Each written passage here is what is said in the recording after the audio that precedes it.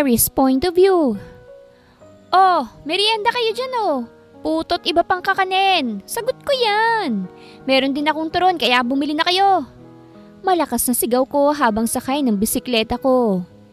Yung mga kakanin kong tinda nasa basket ng bike ko. Ano? Di kayo bibili? Bahala kayo, magugutom kayo. Ang init naman ng ulo mong tindera ka.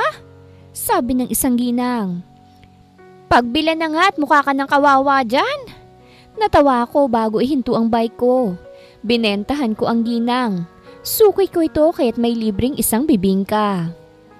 Ayan ho yung price list sa basket ko ah. Kayo na rin ho magtotal.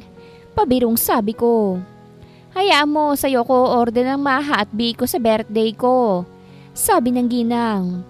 Aasahan ko yan na ya. Nakangiting sabi ko.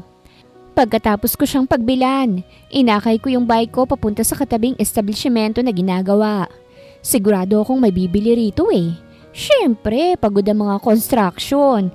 Deserve nila ng merienda. Mary! Kinawayan ako ng isa sa mga construction worker. Uy! Kinawayan ko siyang pabalik bago lapitan. Sino ka nga pala? Hindi ko siya kilala pero papansinin ko na rin siya dahil customer siya. Sabi nga nila, always kang maging mabait sa customer mo kahit hindi mo kilala. Ako to, si Berting. Sagot nito. Yung kapitbahay mo? Ah, yung iba-ibang asawa sa isang linggo? Napatango ako. Ikaw pala yun? Ang awesome mo kasi. O siya, bili ka na. Tinawag mo ako kaya bumili ka. Hindi pa namin merienda eh. Baka magalit si engineer. Sagot nito. Sus, mag-aalas 3 na naman ah. Sige na, ako nang bahala dyan sa engineer nyo. Matapang kong sambit. Bumili na kayo at wala na siya magagawa no. Andyan si engineer. Mahinang sabi nito. Pumihit naman ako patalikod at aangasan na sana ang engineer nila. Pero natigilan ako dahil sa gwapong lalaking bumungad sa akin na may masungit na aura. Makisig din to na tila ba. Isang sapak niya lang sa akin ay komatos agad ako ng 1 buwan. Sarap! Wala sa sariling bulalas ko. Who are you? Seryosong tanong nito. Ako? Tinuro kong sarili ko. Sino pa ba? Tumaas ang isang kilay nito. Bakit basta-basta kang pumupunta rito sa site? Hindi mo ba alam na delikado rito? Putik. Bigla-biglang nawala ang pagiging maangas ko. Hindi ako ito. Dapat maangas ako sa lahat pero nagiging malambot ako sa kanya. Ako si Mary. Sagot ko. Pilit kong pinaangas ang buhok ko kahit pa nanlalambot ako. Nagtitinda ako ng kakanin. Baka gusto mong bumili para naman makakain ka ng merienda. King-ina naman, hindi ako to eh. Hindi dapat ako ganito kababae. Tumingin naman to sa mga paninda. Sunod itong tumingin sa mga tauhan niyang nakatingin na rin sa aming dalawa. Sige na, kumuha kayo ng merienda at ako magbabayad. Sabi ni engineer.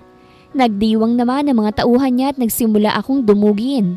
Inasikaso ko naman sila at baka mamaya ay maisahan pa nila ako. Mamaya sabihin nilang isang palitaw lang ang kinuha nila pero 2 lang pala. Para akong sa fishball. 5 piso lang binili ko pero 10 piso ang kinuha ko. Dahan-dahan naman. Sita ko sa mga ito dahil nagtutulakan na sila. Kalma, kalma, makakakain ng lahat. Engineer, wala ba tayong panulak? Tanong ni Berting. Mahina ako naman siyang itinulak. Ayan no, panulak. Sige na, kumuha kayo sa tindahan at ako magbabayad. Sabi ni engineer. Mabilis namang nawala ang mga tauhan niya at kami na lamang ni engineer na tira sa site. Hala, nakakakaba naman. Baka kasi bigla ko nalang sagpangintong si engineer eh. May tinda ka pa? Tanong nito bago lumapit sa akin. Sa sobrang lapit niya, naamoy ko na siya. Hindi siya amoy pawis. Amoy baby siya. At saka kung makadikit siya parang crush niya ako. May natira pang puto at turon. Sagot ko. Tig-2 pang natira. Bibilhin mo na? O sige. Sagot niya. Sa akin yung isang tig-isang turon at puto. Tapos yung natira sa'yo na. Libre ko na dahil nasungitan kita. Feeling ko lang talaga crush niya ako eh. Salamat po. Ibinalot ko ang pagkain naming dalawa. Naging mainit sa kinatatayuan namin kaya't naupo kami sa isang malilim na pwesto. Tahimik lang akong kumakain ng turon. Pero kapag turon ni engineer ang kinain, baka maingay ako. Char lang! Sa susunod na pupunta ka rito, huwag ka munang dederecho. Kumuha ka na muna ng safety hat doon sa may gilid. Delikado kasi at baka mabagsakan ka na kung ano sa ulo. Sabi niya. Mabait naman pala itong si engineer. Mukha lang talaga siyang masungit dahil sobrang tapang ng kanyang aura. Salamat po pala at pasensya na rin. Sabi ko sa kanya. Bigla kong hindi nakilala ang sarili ko. Biruin mo, ang porma ko'y panlalaki pero ang boses ko naging babae. Ganito pala kapag gwapong kaharap mo at malakas ang dating.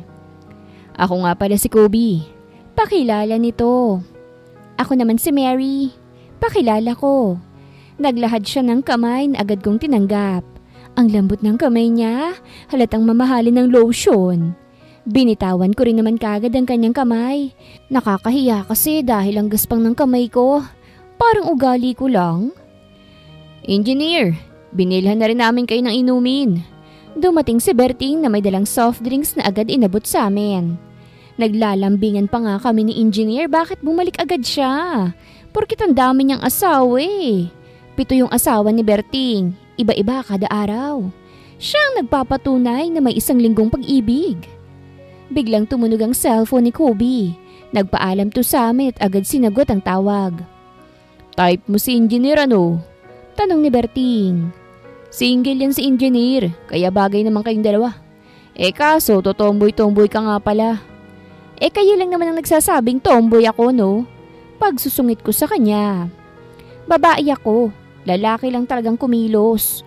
Puro ba naman kasi lalaking kasama ko eh. 5 kaming magkakapatid. Ako ang bunso at nag-iisang babae. Bukod kay mama, wala na akong ibang kasamang babae sa bahay. Wala pa kasing asawa ang mga kuya ko na 2 taon lamang ang tanda sa akin. Yung mga kuya ko kasi, quintuplets. Sila ang dahilan kaya't muntik nang mag-goodbye earth si mama. Nasanay ako sa astang lalaki dahil sa kanila.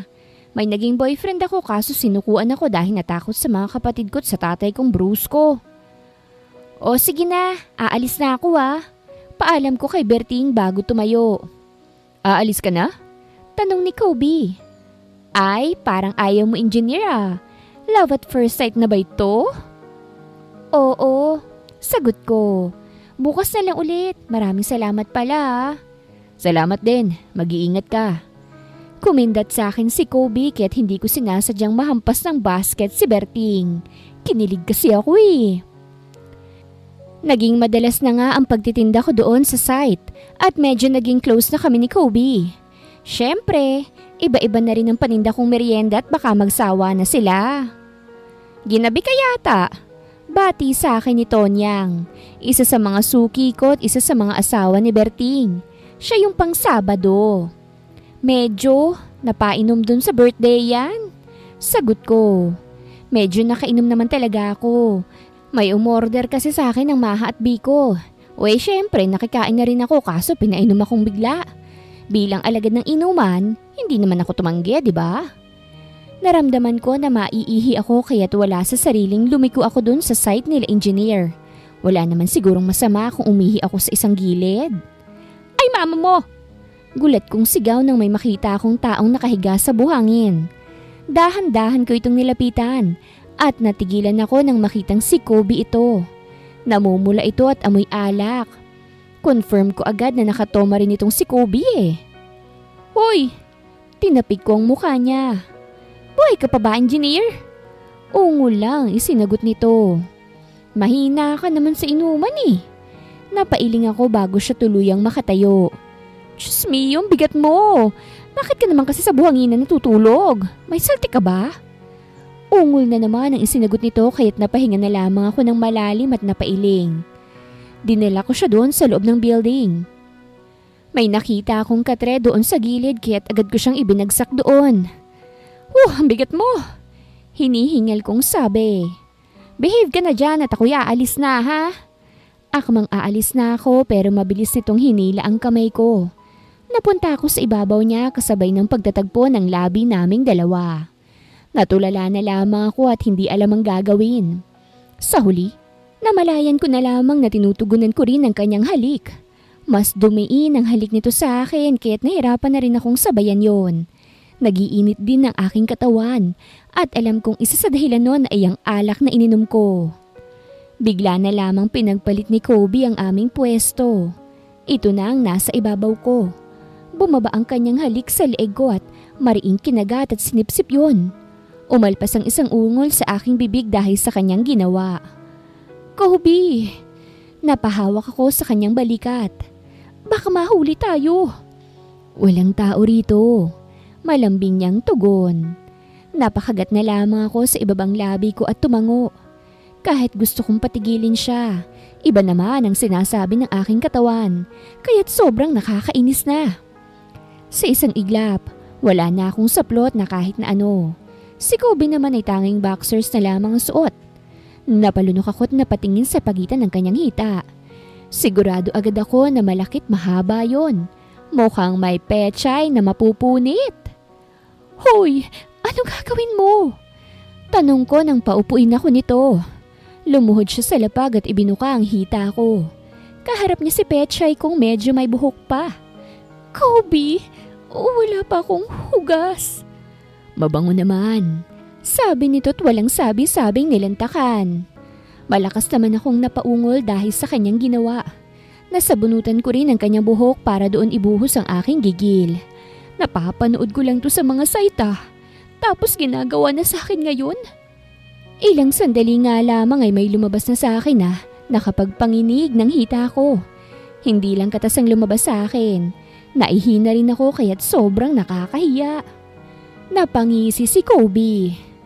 Tinanggal niya ang kanyang boxers at parang hihimatayin ako nang tumambad sa akin ang kanyang anakondang hilaw. Literal na magkikita kami ng manok ni San Pedro. Pumwesto ito sa pagitan ng hita ko at ipinasok niya ito sa akin. Nakagat ko ang balikat niya dahil sa sobrang sakit na nararamdaman ko. Pakiramdam ko nga ay natawag ko na rin lahat ng santo dahil sa hindi maipaliwanag na sakit. Naiiyak na rin ako ngunit naibsa naman ng paglaruan niya ang aking dibdib. Maya-maya lang ay unti-unti na siyang gumalaw. Sa unay masakit pero hindi nagtagal, ay langit na ang nadarama ko. Halos mapaos na ako. At ilang sandali lang ay pareho nang nginig ang mga hita namin ni Kobe. Naramdaman kong mainit na likido sa aking pechay. At sa wakas nadiligan din ang tuyot na pechay ko. Tulog tayo, sabi ni Kobe bago ko yakapin. Thank you sa pagtitiwala mo sa akin. Siguraduhin mong walang mabubuo Bugbog ka talaga kila tatay. Mahinang sabi ko sa kanya. Akong bahala. Nakangiting sagot niya. Kung may mabuo man, di pananagutan kita.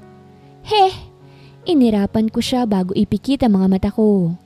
Sana magka-amnesia siya para hindi niya maalala ang araw na ito. Nakakahiya kaya?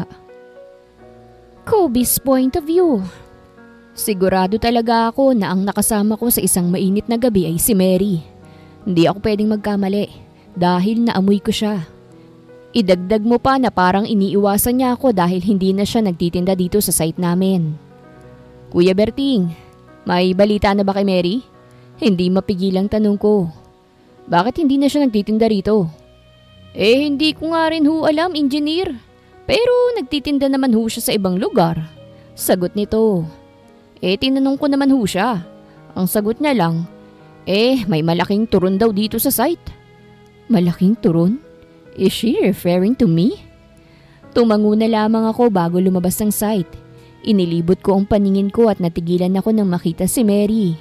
Kausap nito ang isang lalaking hindi nalalayo sa edad ko. Nagsalubong naman ang aking kilay at agad naglakad palapit sa kanila. Mary, nakita ko kung papaanong mapatalon sa gulat si Mary nang makita ako. Kobe? Nanlaki ang mga matang sabi nito. Iniiwasan mo ba ako? Seryosong tanong ko. Dahil ba sa nangyari? Anong nangyari? Tanong ng lalaking kausap niya. Oo, wala yun, Ethan. Sagot ni Mary sa lalaki. O sige na't pumasada ka na't baka maagawan ka pa ng pila. Tumango naman ang lalaki bago mabilis na umalis. Ang daldal mo! Masungit na singhal sa akin ni Mary. Bakit hindi ka na pumupunta sa site? Tanong ko. Iniiwasan mo ba ako? Bakit naman kita iiwasan? Umiwas to ng tingin. Nauubos na kasi agad ang tinda ko kaya't hindi na ako dumadaan sa site nyo. Talaga ba? O baka dahil dun sa nangyari? Seryosong tanong ko. Masyado ba akong napasobra? Hindi ka ba nagagalingan sa akin? Tell me, Mary. Nakita kong namula ang kanyang pisngi. Kobe, isang gabi lang naman yun kaya't kalimutan na natin. Mahinang sabi niya. Mary, may pananagutan pa rin ako sa'yo. Napahinga ako ng malalim bago hawakan ng kanyang kamay. Mary, buntis ka. I mean, mabubuntis ka pa lang. Anong buntis ang sinasabi mo riyan? Hindi ako mabubuntis. Inirapan niya ako. Bawiin mo nga yung sinasabi mo at baka mahipan ka ng masamang espiritu at magkatotoo yan. O di mabuti. Kung sapakin kita. Inambahan niya ako ng suntok. Basta, kalimutan mo na ang nangyari. Isipin mo na, naglaro lang tayo ng langit at lupa. Mary, ayokong gawin yun. Isa pa, ikaw ang una ko. Sabi ni Mommy, bago siya mawala, pahalagahan ko raw ang babaeng una kong makakaano. Mahinang sabi ko. Basta, tapos na yun, okay? Mahinahong sabi niya. Huwag na lang natin pag-usapan kasi nahihiya ako eh. Isa pa, baka kasi may makarinig sa atin tapos isumbong ako. Galing kasi ako sa pamilya na puro brusko. Kaya paniguradong yari ka, no? Pero kapag may nabuo, hindi na ako mananahimik ha. Sabi ko, ayokong tumakbo sa responsibilidad ko. Nakangiting tumango naman siya. Tara, kain tayo sa karinderya. Pag-aya ko sa kanya. Ngayon lang kasi ako nakaramdam ng gutom eh. Inaaya mo lang ako ng date eh. Natawa siya. Pero sige, dahil gutom na rin naman ako. Basta ililibre mo ko ha. Sagot kita.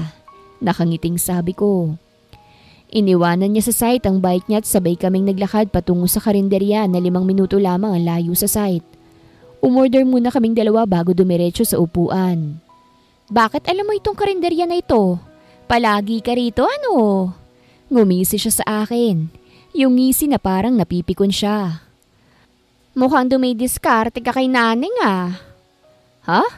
Sino ba si Naning? Takang tanong ko. Hindi siya sumagot dahil dumating na ang order namin. Isang maputing babae na maiksi ang suot na short at litaw ang cleavage ang nagdala nun. Kumindat ito sa akin pero hindi ko itong initian. Yun si Naning, sabi ni Mary. Mukhang type ka niya. Maraming may type doon dahil maganda si Naning at malulusog ang bubang. Anong laban ko ron? Kasing laki lang ng kutsintatong sa akin. Nakikita ko naman siya pero wala akong pakialam sa kanya. Tugon ko, hindi ako na-attract sa mga ganung babae. Sus, saan ka na-attract? Tanong niya. Ibinaba ko naman ang kutsyarang hawak ko bago ngumiti ng matamis. Doon sa babaeng lalaki kumilos at kasing laki ng kutsinta ang hinaharap. Nakita ko naman ang pamumula ng buong mukha nito kaya napatawa ko. Mukhang kinikilig siya. Sinong may kasing laki ng kutsinta ang hinaharap? Mabilis akong napalingon sa likuran ko nang may nagsalita. Natigilan ako nang makita ang 5 lalaki na matatangkad sa akin at kasing laki ko ang katawan. Lahat ng mga ito, kahawig ni Mary. Mga kuya! Kinakabahang sabi ni Mary. Kuya? Bigla akong kinabahan at pakiramdam ko ay pinagpapawisan na rin. Bigla akong napalunok ng hindi oras. Anong ginagawa niyo rito? Tanong ni Mary sa 5 lalaki. Ikaw, anong ginagawa mo rito? Balik na tanong sa kanya ng pangatlong lalaki. Kumakain. Sagot ni Mary at tumawa. Si Kobe pala. Siya yung engineer dun sa site kung saan ako madalas na magbenta. Suki ko siya at kaibigan. Wow, friend zone agad? Parang gusto ko niyang suluhin sabi ng pang-4 sa mga ito. Kuya 4, wag kang mag-isip ng ganyan. Sagot ni Mary. Nilibre niya lang ako dahil parehas kaming gutom. Nandito na rin naman kami para kumain kaya sasabay na kami sa inyo. Sabi ng pang-una. Napalunok ako nang tumabi sila sa amin. Hindi ako makagalaw dahil kinakabahan ako. Pakiramdam ko, nasa harap ako ng isang dilubyo na nakataya ang aking buhay. Pre, huwag kang kabahan ha. Inakbayan ako ng panglima sa kanila. Kami lang to. At saka wala ka namang ginagawang masama, hindi ba? Napatango naman ako. Nang dumating ang order nila ay nagsimula na kaming kumain. Parang umurong uli ang aking gutom dahil sa nerbiyos. Kobe, sila pala yung 5 kong kuya. Quintuplet sila kaya iisang mga mukha. Sabi ni Mary. Sila Kuya Rainier, Kuya Rain, Kuya Ray, Kuya Rainiel at Kuya Ronel. Pero pwede mo silang tawaging 1, 2, 3, 4 at 5. Kapag nalilito ka, pwede mong gawing palatandaan yung mga tattoo nila. Napatango naman ako. Dinidiskartehan mo ba si Bunso? Tanong ni Kuya 5. Kuya, ayan na naman kayo eh. Isusumbong ko na talaga kayo kila mama. Maktol ni Mary. BFF nga lang kami niyang si Kobe. For the second time, naging BFF niya ulit ako. Hindi pa. Sagot ko kaya't napalingon sila sa akin. Pero may balak akong kilalanin si Mary dahil nararamdaman kong mabuti siyang tao. Dahil sinabi mo yan, I pray for your soul. Sabi ni Mary at napailing na lamang. Bahala kang harapin ng mga kumag na yan ha. Napalingon ako sa kuya ni Mary at puro seryoso na ang mga mukha nila. Kaya wala sa sariling napalunok ako. Mukhang naaamoy ko na ang aking katapusan.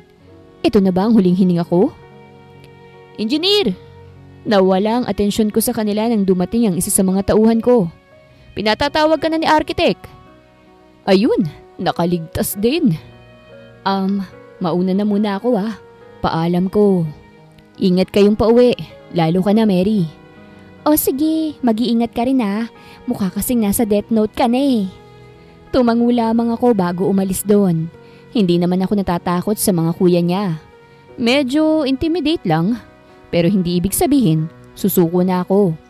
Board exam nga, hindi ko sinukuan eh. Mary's point of view. Hindi ko alam kung may lahing manghuhula ba si Kobe o may sumpa lang talaga ang kanyang bibig. Lintik na lalaking yun. Kakakulit niya sa aking buntis ako. Abay nagdilang anghel ang salita ng lintik. Buntis ako ngayon at hindi ko alam ang gagawin ko. Lalo pa na daig pa sa spy nitong pamilya ko dahil nalaman agad nila. Puwisi talaga. Mary, sino nga man yan? Seryosong tanong ni tatay. Hindi ko naman alam kung sasabihin ko bang si Kobe. Lintik kasing sperm ng lalaking yun eh. Daig pang status ko sa Facebook sa pagiging active. Kasalanan ko rin naman.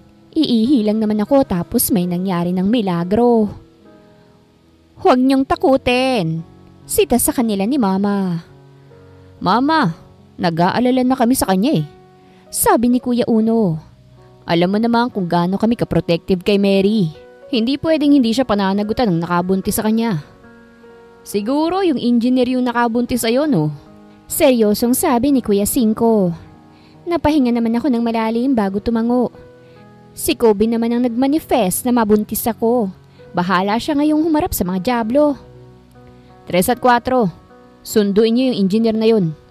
Utos ni Kuya Uno sa 2 kambal niya. Kailangan magtuos-tuos tayong lahat dito. Grabe sa pagiging OA tong pamilya ko. Hindi ko sila ma-reach sa pagiging OA nila. Engineer ang nakabuntis sa'yo? Tanong ni Mama. Tumango naman ako. Opo. Ano kayang inaral ng engineer na yun? Pati kasi pagbuo ng bata na master. Sarkastikong sabi ni Kuya Dos. Paano nangyaring nabuntis ka, Mary? Tanong ni tatay. Kagaya lang din po ng ginawa niyo ni nanay. Sagot ko. Nakita ko ang pagkapikon sa mukha ni tatay kaya't napanguso ako. Totoo naman ah. Ginaya ko lang ang ginawa nila ni nanay. Ba't nagagalit siya? Ayusin mo. Baka hindi ka matansya ng ama mo ha? Sabi ni Mama. Pero may point ka naman dun anak. Siya nga talaga minsan magtanong yung ama mo. Mahal? Maktol ni Papa. Uy, bakit? May angal ka? Maangas na tanong sa kanya ni Mama. Umiling naman si Papa kaya't napatawa na lamang ako. Sana makahanap din ako ng lalaking magiging under sa akin. Subukan lang talaga ng mapapangasawa ko na manakit. Bugbog siya rito sa mga utol ko. Ilang sandali nga lamang ay dumating si Kuya 3 at 4. Dala nila si Kobe na animoy may nagawang krimen. Pansin ko ring may pasa sa gilid ng labi ang lalaki. Sinaktan niyo ba siya? Kunot noong tanong ko. I'm okay. Nakangiting sagot ni Kobe. Napasigaw kasi ako nang mabalita ang buntis ka. Ayun, nasuntok tuloy ako ni Kuya 3 at Kuya 4. Huwag mo kaming tawaging kuya. Singhal sa kanya ni Kuya 4. Tumawa lang ang bugok na si Kobe. I told you, Mary, may mabubuo eh. Nilahat ko kasi at sinigurado kong sagad. Wala akong sinayang na kahit konti dahil sayang pinagharapan nating dalawa. Ay, deserve ngang masuntok. Grabe ang bunganga, walang preno. Upo! Galit na sabi ni Papa. Mabilis namang napaupo ang mokong at parang batang napagalitan. Hindi ko maiwasang magulat sa reaksyon niya. Sayang naman ang tikas ng katawan niya. Ikaw lalaki ka. Anong karapatan mong buntisin ang anak ko? Salubong ang kilay na tanong ni Papa kay Kobe. Umiling naman si Kobe bilang sagot. Sa tingin mo ba ganun ka lang naming matatanggap? Hindi! Pa, huwag mong takutin. Saway ni Mama sa kanya. Kawawa naman tong si Pogi. Hayaan niyo sila ni Mary ang mag-usap. Isipin niyo na lang na maganda ang lahi nilang dalawa. Ma! Sabay-sabay na reklamo nilang Papa. Heh, manahimik kayo. Alam kong mali ang nangyari sa kanilang dalawa. Pero hayaan muna natin silang mag-usap. Sabi ni Mama. Sila naman ang gumawa niya, hindi naman tayo kasali. Kaya't hayaan natin silang magdesisyon. Hindi, Mirna. Kailangang pakasalan ng lalaking yan si Mary. Madiing sabi ni Papa. Papa, wala namang ganyanan. Maagap kong saad. Ayokong magpakasal ng labag sa loob naming dalawa. Gusto ko sobrang mahal ako ng lalaki kapag magpapakasal man kami. Ayokong magpakasal ng dahil lang sa bata. Pwede namang mag-co-parenting kami para sa bata. Opo, pakakasalan ko si Mary kapag gusto na niya. Seryosong sabi ni Kobe. Sa ngayon, hahayaan ko muna siyang magdesisyon. Ayoko kasing mabigla siya at baka ma-stress pa siya. Ano bang sinasabi mo? Saway ko kay Kobe. May isang salita ako. Sagot ni Kobe. Kapag sinabi ko, gagawin ko. Obvious naman, nagdilang anghel ka nga nang kakamanifest mo na mabuntis ako eh. Napairap ako bago balingan sila Papa. Papa, dun muna kayo. Mag-uusap lang kami nitong si Engineer Kobe na cum laude sa paggawa ng bata. Magrereklamo pa sana ito, pero wala na rin silang nagawa nang hilahin sila ni Mama. Naiwan naman kaming dalawa ni Kobe sa sala. Bigla tuloy akong nahiya na kami na lang dalawa. Galit ka ba? Tanong ni Kobe. Galit saan? Takang tanong ko. Kasi may nabuo. Mahinang sagot niya. Hindi masaya nga ako eh. Sagot ko. Wala akong pagsisisi sa nangyari, Kobe. At saka wala akong karapatang magalit. Dahil ginusto ko rin naman ang nangyari. Napapasigaw pa nga ako no ginagawa natin yun eh. Ngumiti naman si Kobe bago kuhanin ang kamay ko at hawakan. Mary, handa akong panagutan ka. Kung gusto rin nila na ikasal tayo, pakakasalan kita. Pero gusto muna kitang hintayin kasi mukhang hindi ka pa ready. Nakangiting sabi niya. Sa ngayon, susuportahan muna kita sa pagbubuntis mo at aalagaan kita. Dahil dyan, sa'yo titira si Mary. Biglang sulpot si Papa. May hawak tong isang maleta. Nakatiklop na mga damit niya. Masyadong delikado itong lugar namin para kay Mary kaya't isama mo siya sa inyo. Delikado naman talaga ang bahay namin dahil itong lugar namin ay iligal ang pagkakatayo ng aming bahay. Dinedemolish niya nga ito eh. Nilalabanan lang namin ang karapatan namin dahil wala namang may-ari ng lupa. Sadyang inaangkin lang ng gobyerno. Papa, grabe ka naman. Pinalalayas mo na ba ako? Napangiwi ako. Anak, delikado dito sa lugar natin. Baka sumugod na naman yung mga kurap kaya't mabuting dun ka na muna kay Kobe. Sabi ni Papa. Alam din kasi namin na grabe ka kung magalit. Mamaya masaktan ka na naman eh. Napanguso naman ako. Papaano ho kayo? Kaya namin. Kami pa ba? Napanguso ako bago tumango. Kinausap nga saglit nila Papa si Kobe bago ko ayaing umalis ni Kobe. Balita ko, buntis ka. Nasalubong ko si Jana, ex-BFF ko. Oo, sagot ko. May problema ka? Tutumboy-tumboy pa kunwari pero malandi rin pala.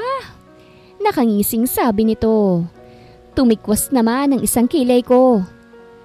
Hoy, ikaw tong nabuntis ng minor pa. Kaya ikaw ang malandi sa ating dalawa. At least ako matanda na ako nagpabuntis. Anong pakialam mo? At least ako, pinakasalan. O ano rin pakialam mo? At least gwapo nakabuntis sa akin, ano? Natahimik naman siya dahil sa sinabi ko. At least ako, hindi magnanakaw ang tatay. Bawiin mo yung sinabi mo. Akmang susugurin ko siya pero agad akong nahawakan ni Kobe. Bitawan mo ko, pasasabugin ko yung nguso ng babaeng yan. Napagbintangan kasi noon si tatay na magnanakaw dahil sa kagagawa ng tatay nitong si Jana. Hey, cool down. Mahinahong sabi ni Kobe. Huwag kang pumatol sa hayop. Bawal sa batas ang manakit ng hayop. At sa tingin mo ba hayop ako? Galit na tanong ni Jana. Hindi ba? Because you look like one. Ngumisi si Kobe bago ko hilahin paalis doon. Napatawa naman ako dahil sa itsura ng pangit na Jana na yon. Plus point sa akin tong si Kobe eh. Magaling kasing manglait. Parang ako lang. Dumiretso kami sa isang magandang sasakyan. Tahimik lang ako sa biyahe at pakanta-kanta hanggang sa pumasok ang sasakyan sa isang magandang gate. Natigilan naman ako nang tumambad sa akin ng malawak na garden at malaking bahay. Dito ka nakatira? Tanong ko sa lalaki. Yes, sagot niya. Ito na ang bahay nating dalawa. Inihinto nito ang sasakyan at bumaba. Sumunod naman ako sa kanya. Bigla akong nanliit dahil sa yaman nitong lalaking to. Parang hindi ko siya deserve. Inaya ako ni Kobe sa loob at masasabi kong mas maganda ang loob at halatang mamahalin ng mga gamit. Ang yaman mo pala, mahinang sabi ko. Sakto lang, sagot nito. Hindi ako ang nagpagawa nitong bahay. Parents kong nagpagawa nito. Naiwan lang sa akin nang mamatay na sila. Napatango naman ako. Pero ang laki-laki nitong bahay niyo ah. Feeling ko naging Disney princess ako bigla. Mary, iyon na rin to kaya wag kang mahiya. Pwede nga rin tumira rito ang pamilya mo eh. Magmula kasi nang mawala ang parents ko, wala nang kulay itong bahay ko. Malungkot niyang sabi. Anong walang kulay? Ayan na, may kulay naman. Pagbibiro ko. At saka nakakahiya naman kung kukuhanin mo sila papa. Baka isipin ng mga tao, nagpabuntis ako sa'yo para perahan ka. Di ipapakulong ko lahat ng magsasabi ng ganung bagay. Kaswal niyang saad. Mary, hanggat nasa poder kita, walang pwedeng magsalita ng masama tungkol sa'yo o sa pamilya mo. Paano kung wala na ako sa poder mo? Pwede na silang magsalita? Natatawang napailing naman siya. Silly. Oo nga pala, hindi porket nandito na ako ay hindi na ako kikilos ha. Gusto ko may kalayaan pa rin ako. Gusto kong magtitinda pa rin ako ng mga merienda. Nakangiting sabi ko. It's okay, hindi kita pipigilan. Pero mag-iingat ka lang ha. Isa pa, hindi ka na pwedeng gumamit ng bike. Dito ka nilang magbenta sa village. Nakangiting sabi niya. Napaisip naman ako. Ayoko rin namang mapahamak ang baby namin kaya tumango na lamang ako. Okay, deal nating dalawa yan ha. Ngumiti ako sa kanya. Pero, if ever na may makilala kang babae na magugustuhan mo, magsasabi ka lang sa akin. Bakit pa ako maghahanap? Andiyan ka naman na. Nakangising banat nito. Tumikwas naman ang isang kilay ko dahil sa kanyang sinabi. Baliw ba to? Wag mo nga akong pagtitripan. Inirapan ko siya. Gusto mo bang ipajombag kita kila kuya?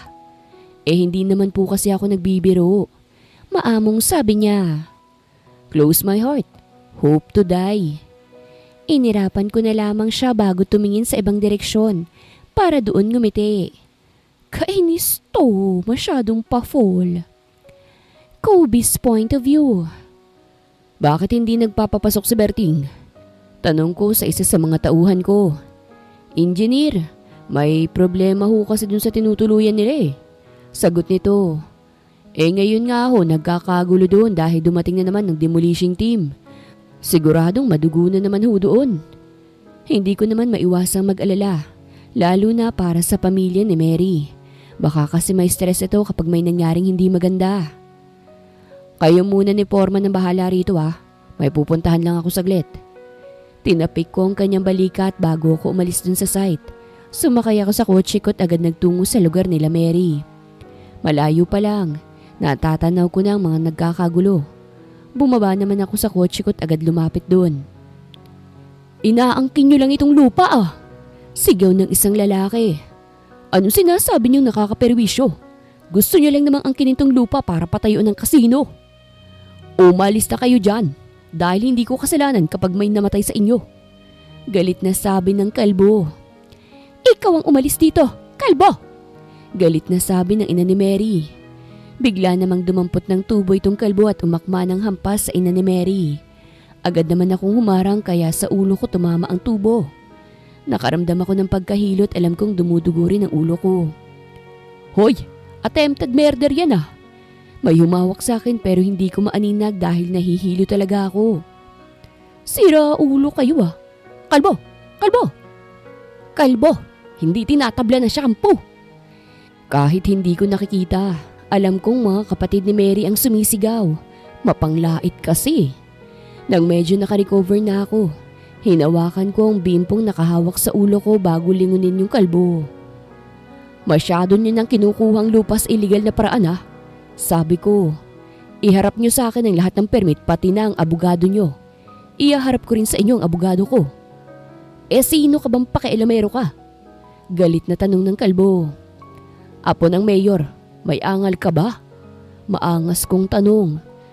Totoo namang apo ako ng mayor, pero ngayon ko lang ginamit ang ganong word. Sa korte tayo magkikita-kita. Umalis na kayo. Taboy ko sa kanila. Oo nga, umalis ka ng kalbo ka. Dumampot ng putik ang ina ni Mary at ibinalibag kay kalbo. Agad naman tong tinamaan sa ulo. Napatawa naman ako pero napatigil din nang bigla ako mahilo. Hindi ko naman na alam ang sumunod na nangyari dahil nilamon ako ng dilim. Mama, nasa na yung kalbo? Bubutasan ko yung bumbu na nun Naalimpungatan ako dahil sa sigaw ng isang babae na tila nagwawala. Nasaan na siya, Mama? Lalagyan ko talaga siya ng garapata sa ulo niya. Diyos mio, kumalma ka nga, Mary. Baka mapalabas ka dahil sa lakas ng bunganga mo. Mama, paano ako kakalma? Pumutok yung ulo ni Kobe. Tingnan mo nga na magatuloy yung isang mata niya. Napakapa ako sa kaliwang mata ko at magangayon. Kabait na tao ni Kobe tapos sasaktan nila. Paano kung mamatay si Kobe?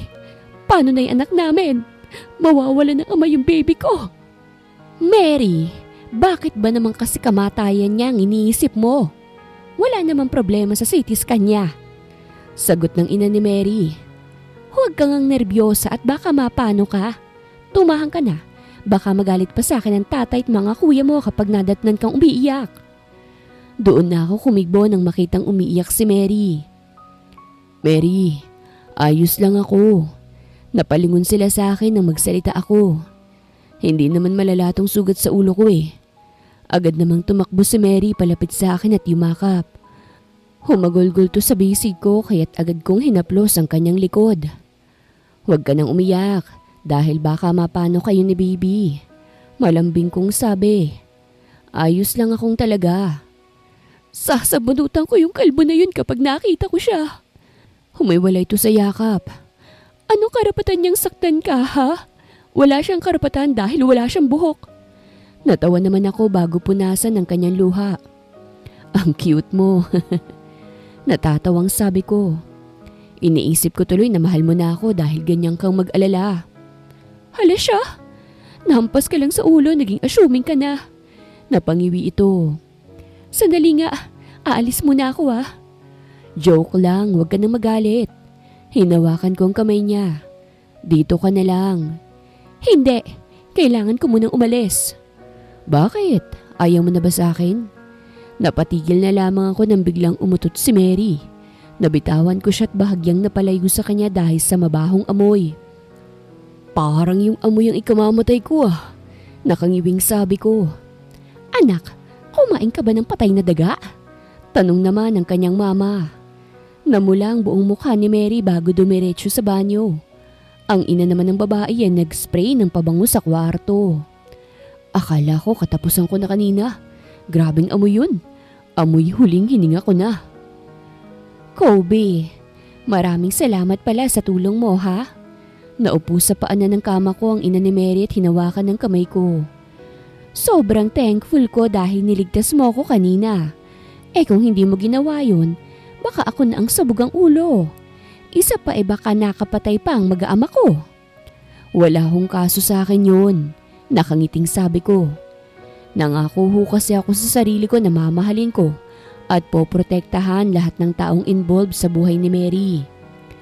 Ay, napakaswerte ng anak kong siga sa'yo. Natawa ito. Sana lang ay pagtiyagaan mo pa siya at lalo pang mahalin. Ako hong bahala kay Mary. Pangako hong aalagaan ko siyang mabuti at hinding-hindi hahayaang masaktan. Niyakap ako nito, kaya't mas lalo akong napangiti. Sa wakas ay naramdaman ko rin ang yakap ng isang ina.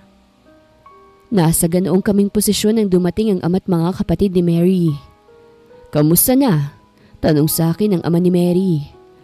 Okay lang ho, nakangiting sagot ko. Nakakahinga pa naman. Maraming salamat nga pala sa pagtulong mo sa amin ha, lalo na kay mama. Nakangiting sabi ni Kuya Quatro. Kung hindi ka dumating kanina, baka sobrang lala na mga nangyari. Sabi naman ni Kuya Uno. Pero wag mo sanang isipin na porket nalaman na namin na apo ka ng mayor, gagamitin ka na namin. Sabi naman ni Kuya Dos. Wala ho akong iniisip na ganun. Nakangiting sabi ko. Bukal sa loob ko na tulungan kayong lahat dahil kayong may karapatan dun sa lupa. Mas nagugustuhan na kita para sa kapatid ko ah. Inakbayan ako ni Kuya Dos at tinapik sa likod. Ano? Gusto mo ba ng tulong para maligawan si Mary? Dos, baka lumaki ang ulo niyan, sabi ni Kuya Tres. Kuya, malaki ng ulo niyan. Lumabas si Mary ng banyo. Kanya-kanya agad kami ng takip ng ilong dahil sa isang nakamamatay na amoy. Ganito palang amoy ng tagumpay. Mary, ilang buwan mo bang pinigilan yan ha? Nakangiwing tanong ni Kuya Uno. Mary naman parang last year pa yung inilabas mo ah. Sabi naman ng kanyang ama. Mary, tao ka pa ba ha? Sabi naman ni Kuya Cinco. At iyon nga, mas lalo pa siyang inasaran ng kanyang mga kapatid. Nakasimangot naman si Mary at halatang pikon na. Ang aarte nyo, parang bango ng utot at dumi nyo ah. Singhal nito sa amin. Mary, aminado kaming hindi mabangong amin. Pero hindi naman nakamamatay kagaya ng sayo, sabi ni Kuya Tres. Ayan, kaya wala kayong love life dahil sa mga ganyang ugali nyo eh. Naupo si Mary sa paanan ng kama ko. Sana talaga tumanda kayo mga binata. Agad namang nag-alanga ng mga kapatid niya. Pilit pinapabawi ang kanyang sinabi. O diba? Sumasang-ayon ka sa akin, diba? Nakangiting tanong ni Mary. Tumingin ako sa mga utol niya na masama ang tingin sa akin. Sa huli, mas sumang-ayon ako kay Mary.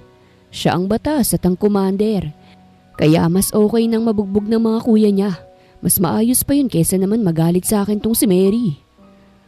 Mama gusto yatang bugbugin nila kuya si Kobe kahit hindi pa magaling. Sumbong ni Mary. Pinukol naman ng masamang tingin ng ina ni Mary ang mga ito. Natawa naman si Mary bago mahigat gawing una ng hita ko. Thank you, Kobe ah. Pagaling ka na. Nang mapatikim kita ng kutsinta. Nakangising sabi niya. Kutsinta? Nakangiting tumango naman si Mary. Oo, yung masarap at fresh na kutsinta. Napalunok naman ako bago tumango. Sana gumaling na ako. Gusto ko ng fresh na kutsinta. Mary's point of view. Hindi ko maiwasang matawa habang nakatingin kay Kobe na naghahanda ng almusal. Para siyang panda dahil sa black eye niya sa kaliwang mata. Oh, tinatawanan mo na naman ako. Nakangusong sabi niya. Ang cute mo kasi. Natatawang sagot ko. May benda ka sa ulo tapos may black eye ka sa mata. Pogi pa rin naman ako, hindi ba? Tumayo ito ng tuwid at nagpa-pogi sign. Matitikman ko pa rin naman ang fresh kutsinta mo, no? Oo naman. Nakangiting sabi ko. Ngayon mo na matitikman ang fresh kutsinta ko. Nakita ko ang paglunok niya bago tumango. Lumapit ako sa ref at kinuha yung kutsinta na ginawa ko para sa kanya. Nakangiting lumingon ako kay Kobe at natigilan ako nang makitang naguhubad ang loko. Boxers na nga lang ang natira sa kanya eh. Bakit ka naguhubad? Gulat kong tanong. Nang aakit ba siya? Balak niya bang ipakita ulit sa akin ang kanyang ruler na pagkahaba-haba at pagkataba-taba? Bakit? Patitikimin mo ko ng fresh kutsinta, hindi ba? Tanong niya. Oo nga, pero hindi mo naman kailangang maghubad pa. Ipinakita ko sa kanya yung kutsintang ginawa ko. Ito fresh na kutsinta. Abay, ano bang iniisip mong kutsinta? Tumaas ang isang kilay ko bago mapatingin sa dibdib ko. Dede ko bang nasa isip mong lalaki ka? Namula naman ang magkabilang pisngi niya kaya't napatawa ko. Mukha siyang pandang namumula. Seryoso ka ba, Kobe? Napahagalpak uli ako ng tawa. Itigil mo yung nasa isip mo. Hindi na ako marupok ngayon, ano? At bakit ka naguhubad, Kobe? Parehas kaming nagulat na napalingon sa likuran niya. Nandoon ang buong pamilya ko. Nyemas, nakalimutan namin pareho na bibisita pala sila mama. May bala ka na naman ba sa kapatid namin? Maangas na namang tanong ni Kuya Uno. Anong may balak? Pinaguhubad ko siya dahil may pumasok na ipis sa loob ng damit niya. Palusot ko. Ibinaba ko yung kutsinta sa lamesa bago lapitan si Kobe. Dinampot ko yung kanyang mga damit pero natigilan ako nang maka-face to face ko ang kanyang Tweety Bird. Mary, huwag mong ginagalit. Tinakpan yun ni Kobe. Mabilis naman akong umiwas ng tingin at lumayo sa kanya. Buwisit na Tweety Bird yan, nangaakit. Magbihis ka nga muna dun. Mahinang sabi ko sa kanya. Huwag mo nang pagbihisin, sabat ni Mama. Okay na siyang ganyan para mas masarap kumain. Mama, ama ho yan ng anak ko ha. Pagpapaalala ko sa kanya. Kalmahan mo po. Natawa naman si Mama bago lumingkis kay Papa na masama na ang mukha. Nakakita ka lang ng abs, kinalimutan mo na ako. Nagtatampong sabi ni Papa. O eto naman, napakaseloso. Kinurot ni Mama ang tagiliran ni Papa. Huwag ka mag-alala kahit puro bilbil ka na ngayon, ikaw pa rin ang mahal ko at palagi kong pipiliin. Napangiti naman si Papa kaya't napatawa na lamang ako. Marupok na nilalang. Hindi ako gayahin. Isang ngiti lang bumibigay na agad. Charot lang. Pwede na ba akong magbihis? Sabi ni Kobe. Medyo giniginaw na kasi ako eh. Oo, bago pa magdilim ang paningin ko sa'yo. Masungit na sagot ni Papa. Nagmamadali namang nagtungo si Kobe sa kanyang kwarto. Inaya ko naman sila Papa na maupo muna. Lumilitaw na yung baby bump mo sabi ni Mama. Ilang buwan na ba yan? Napahimas naman ako sa baby bump ko. Magtatatlong buwan po. Sabi po ni Doc baka kambal yung anak namin ni Kobe kasi hindi normal yung size ng baby bump ko. Mukhang naaalagaan ka ni Kobe ng mabuti rito sabi ni Kuya Tres. Kung alam nyo lang, kahit oras dapat ng pahinga niya, aasikasuhin niya pa rin ako. Feeling ko nga gusto ko na siyang pakasalan eh. Pagbibiro ko. Pero wag kang bibigay ulit Siguraduhin mong kaya ka munang pakasalan bago ka bumigay. Sabi ni Kuya Cinco. Walang marupok sa pamilyang to. Si Papa lang, sabi ni Kuya Dos, kaya agad siyang sinamaan ng tingin ni Papa. Natawa naman kaming lahat at napapailing. Ilang sandali nga lamang ay dumating na si Kobe. Dumiretso agad to sa upuan. Kain na po tayo, sabi niya. Nagsimula namang magsikuhan ng pagkain sila Papa. Si Kobe naman ay inaasikaso ako. Sumobra naman siya sa pagiging hardworking future husband ko. Luhurang ko siya eh. Thank you, nakangiting sabi ko. Ngumiti lamang ito bago kurutin ang ilong ko. Nagsimula na akong kumain. Sarap na sarap ako sa ulam naming menudo. Ito talaga ang nirequest ko dahil ito ang pinaglilihan ko ngayon. Kamusta na po pala yung lupa? Tanong ko kila Mama. Di lupa pa rin. Sagot nito kaya't napasimangot ako. Kapag talaga wala sa mood si Mama, nagiging matalino. Puro kalokohan ang isasagot niya. Hindi pa rin nagbabago ang lupa. Tuyong-tuyo pa rin at hindi nagiging bato. Mama, seryoso po ako. Nakangusong sabi ko. Nag-aalala na ako sa kalagayan ng lugar natin maliban lang dun kay Jana. Mary, wag mo nang isipin ang lugar natin, okay? Kami na bahala ron. Ngumiti sa akin si Mama. Mag-focus ka na lang dyan sa pagbubuntis mo. Mas mahalaga yan kesa sa kalbong tiwali na yon.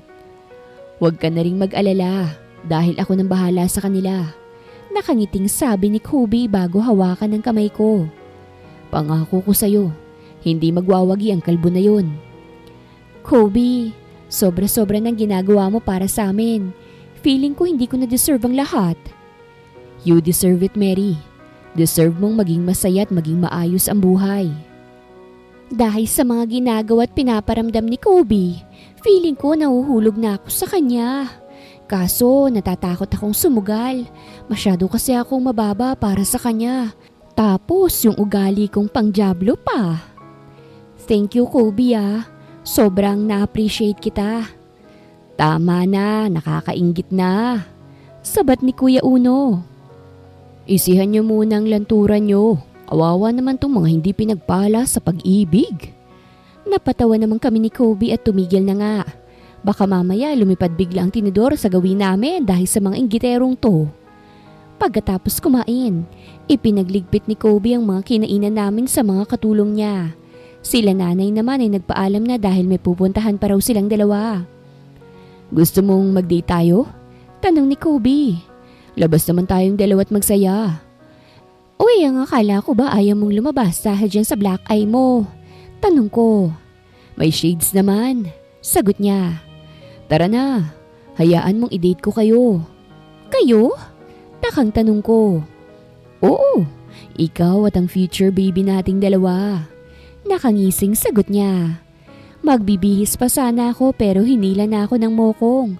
Balak niya raw akong ipag-shopping, pati na rin yung magiging anak namin. Sa pinakamalapit na mall nga kami pumunta. Ngayon na lang ulit ako nakapunta sa mall. Mas gusto ko kasi sa lugar lang namin na mamasyal. Ang dami ko kasi nasasaksihang away. Kagaya na lamang ng buhay ni Berting na may 1 linggong pag-ibig. Kobe! Pagpasok pa lang namin ng mall ay may sumalubong na kay Kobe na maganda at sexy na babae. Dinambato ng yakap si Kobe, kaya bahagyang tumaas ang 1 kilay ko. Sino naman tong babaeng to? It's been so long! Nakangiting sabi ng babae bago humiwalay sa yakap. I missed you, Kobe. I missed you too, Cassie. Tugon ni Kobe. Sa pormahan nitong Cassie, para siyang international model. May pag-asa rin naman ako maging international model Hindi lang natuloy dahil yung height ko. Hindi na nag-level up. Kagandahan ko lang kasi nag-level up Who are you with? Tanong nitong si Cassie. Shemay, spokening dollar. Pang centavos lang tong English ko She's Mary, my future wife. Sagot ni Kobe sa babae.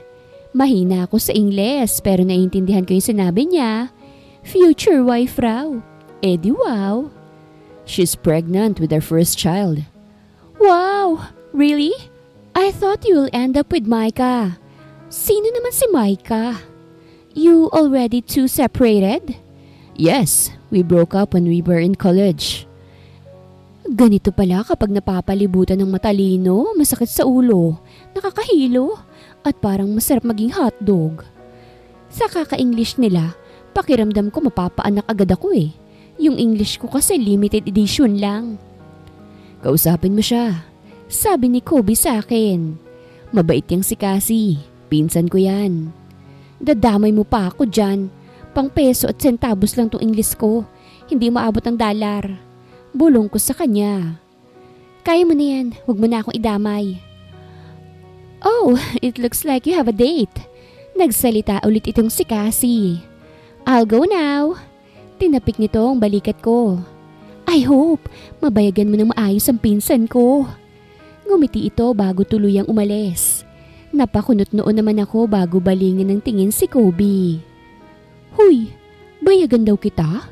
Sabi ko. Magabayan yun, sagot ni Kobe. Bululi sa Tagalog yun kasi sa US lumaki. Napatango naman ako. Akala ko pa naman mababasag na yung itlog mo. Wag naman, dito pa nakasalalay ang magiging mga anak pa nating dalawa. Napatawa na lamang ako at napailing at agad na siyang inaya. Dahil na-miss kong mag-arcade, doon ko muna inaya si Kobe. Naglaro ako doon ng baril-barilan at basketball. Naglaro din si Kobe at namangha ako sa galing niyang maglaro. Ang galing mong mag-shoot ah! Nakangiting sabi ko. Kaya nga nakabuo eh. Mahalay na sagot ng bugok. Inirapan ko naman to at inambahan lamang ng suntok. Pagkatapos naming mag-arcade, nag-iya na itong tumingin sa department store. Ang mamahal na mga damit doon, pinakamura na yata yung 500. Magtiyanggi na nga lang tayo. Pag-aaya ko sa kanya. Mas marami pa tayong mabibili dun eh. It's okay. Akong bahala sa gastos.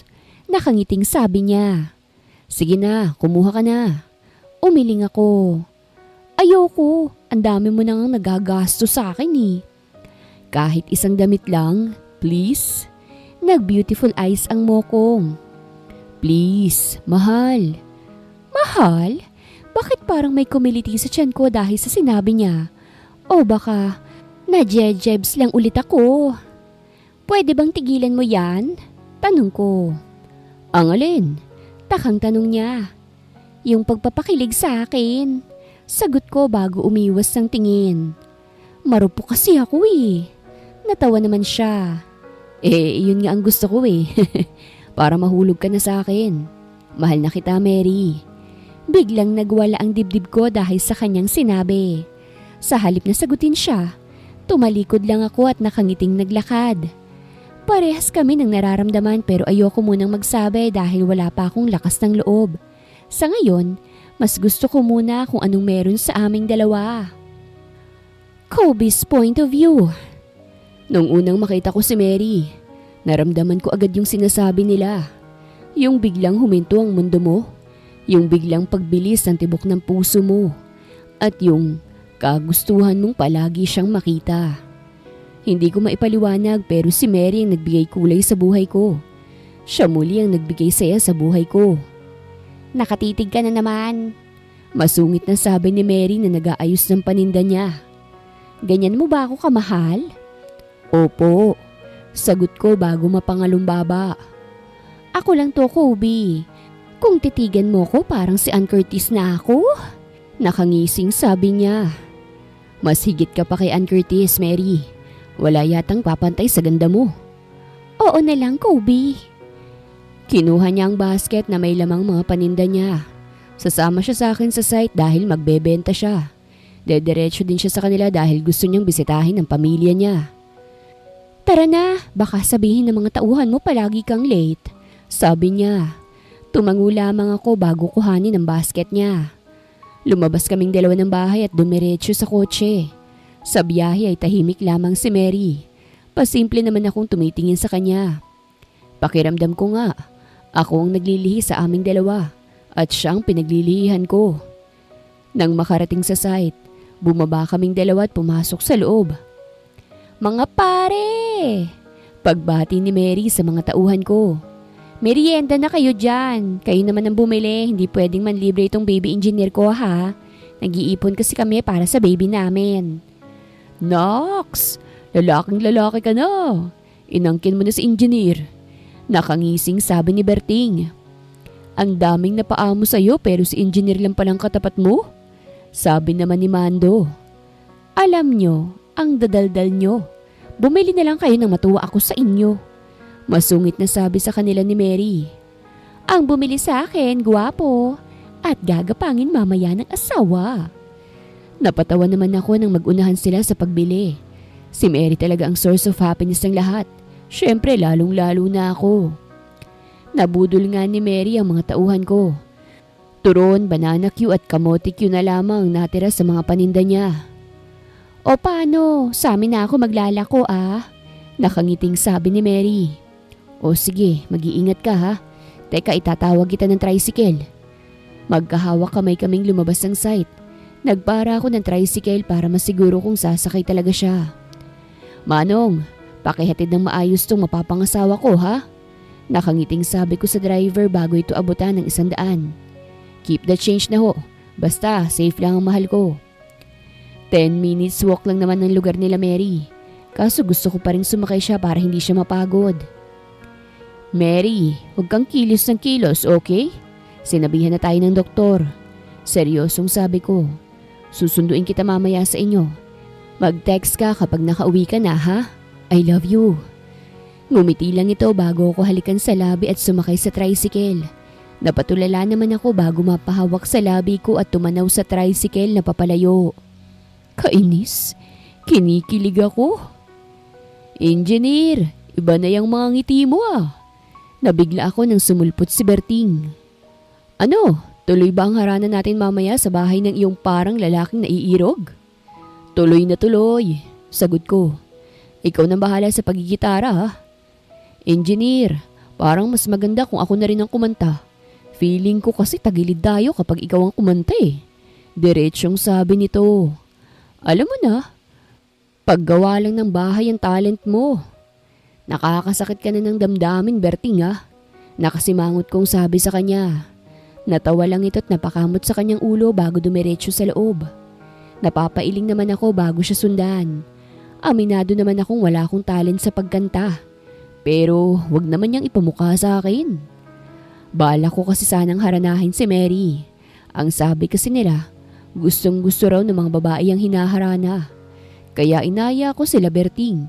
Nag-practice kami kaso inasar lang nila ako dahil sa boses ko. Para daw akong nagbabasa sa simbahan. Buong trabaho ko'y nakangiti lamang ako. Ikaw ba naman kasi ang halikan ng babaeng mahal mo? Hindi ka bang ngingiti? Lumipas ang oras at gabi. Naghahanda kami rito sa bahay ni Berting. Pinagsuot niya ako ng barong para daw mas kaakit-akit. Ang gwapo mo, engineer. Nakangiting sabi ni Berting. Bago ko paharapin kila Mando at Dodong. Tingnan niyo mga preo, Doni Pangilinan na. Berting, naging Doni Pangilabot si engineer. Nakangiwing sabi ni Mando. Pangit na nga ang boses ni engineer. Tinernohan mo pa ng pangit na damit. Sabi naman ni Dodong. Parang nagsisisi yata akong silang inaya ko. Imbis na pala kasi ng loob ko, humihina lang lalo dahil sa pang-asar nila. Berting, parang pinagtitripan mo lang ako eh. Nakasimangot kong sabi. Engineer, huwag ka maniwala sa mga pangit na yan. Walang taste yung mga yan. Sabi ni Berting bago pagpagin ang suot kong barong. Mga pangit kasi yung mga yan eh. Wow, nanggaling pa sa lalaking mukhang unggoy ha? Sabi ni Dodong. Napakamot na lamang ako sa ulo ko't napahinga ng malalim. Tumingin ako sa salamin at feeling ko, kabaong na lang ang kulang at mga bulaklak. Engineer, wag mong isiping mukha kang patay. Ang mahalaga, patay na patay sa'yo si Mary. Pagpapalakas ni Mando sa aking loob. Nandito lang din kami sa likuran mo at handa kang pagtawanan. Sinamaan ko sila ng tingin pero tumawa lang ang tatlo. Hampasin ko kaya sila ng gitara sa mukha. Maya-maya lamang ay nag-aya na si Berting. Habang naglalakad ay pinagtitinginan ako ng mga tao. Yung mga bata, nagtatakbuhan na parang takot na takot. Berting, parang ang sarap mong ihalo sa semento. Medyo inis kong sambit. Engineer, gwapong-gwapo lang sila sa'yo kaya ganyan sila. Pagpapalakas nito ng aking loob. Umamba ako ng hampas ng gitara kaya't mabilis itong lumayo sa akin. Malapit na kami kila Mary nang masalubong namin ang 5 kuya. Takang-takang mga ito habang nakatingin sa akin. Buhay ka pa pero mukha ka ng paglalamayan ah. Nakangiwing sabi ni Kuya Uno. Anong trip mo? Tanong naman ni Kuya Tres. Haharanahin niya si Mary. Si Mando ang sumagot. Haharanahin? Parang papatay niya lang sa nervous yung kapatid namin eh. Nakakatakot yung itsura mo. Sabi ni Kuya Dos. Ito kasing si Berting eh. Tinuro ko si Berting. Mas maganda raw kung nakabarong ako. Para daw mas Pilipinong-Pilipino. At naniwala ka naman kay Berting. Natawa si Kuya Quatro. Kung ako sa'yo, hinampas ko na yung si Berting eh. Sinamaan ko ng tingin si Berting pero umiwas lang ito ng tingin. At sumipol na tila walang alam sa nangyayari. Hayaan nyo na yan siya, sabi ni Kuya Cinco. Sige na, pumunta ka na dun sa bahay. Sasamahan ka namin para maging taga-baon. Taga-suporta mo. Nakangusong tumango naman ako. Dumiretso kami sa bahay nila Mary. Nang makarating dun ay agad kaming pumwesto sa labas ng bahay. Nagsimulang mag-strum ng gitara si Berting. Tumikhim naman ako at nagsimulang kumanta. Ang pangit pala ng kantang yan. Narinig kong sabi ni Kuya Uno. Maganda yan eh, pumangit lang nung kinanta ni Kobe. Sabi naman ni Kuya Dos. Suportahan nyo na lang, matatapos din yan. Dinig kong sabi ni Kuya Quatro. Kahit naiirita na rin ako sa boses ko, ipinagpatuloy ko pa rin ang pagkanta. Sino ba yung naninira ng tenga? Narinig kong sigaw ni Mary. Ilang sandali lamang ay lumitaw na ito na may dalang walis tambo. Tila may gusto siyang hampasin. Ilang sandali lamang ay natigilan siya at napatingin sa akin. Mabilis siyang ngumiti at itinago ang walis sa kanyang likuran. Ngumiti naman ako bago maglakad palapit sa kanya habang kumakanta. Inabutan ko siya ng bulaklak at hinalikan sa kamay. Anong trip mo? Tanong niya. Ngumiti lang ako at tinapos ang kanta. Tila nasiyahan naman ang lahat nang matapos ako. May hidden talent ka pala sa pagkanta? Sa susunod itago mo na lang ha? Nakangiting sabi niya. Pangit ba? Tanong ko. Hindi naman. Sagot niya. Pero wag mo nang uulitin ha. Lalo na yung suot mo. Pero sobra kitang na-appreciate. Salamat sa pagharana. Napakamot naman ako sa ulo ko. Gusto ko kasing mag-confess ng formal. Nahihiyang sabi ko. Mary, gusto kong sabihin na mahal kita. Nung una kitang makita nasabi ko agad sa sarili ko na ikaw ang babaeng pangarap kong makasama at gusto kong pakasalan.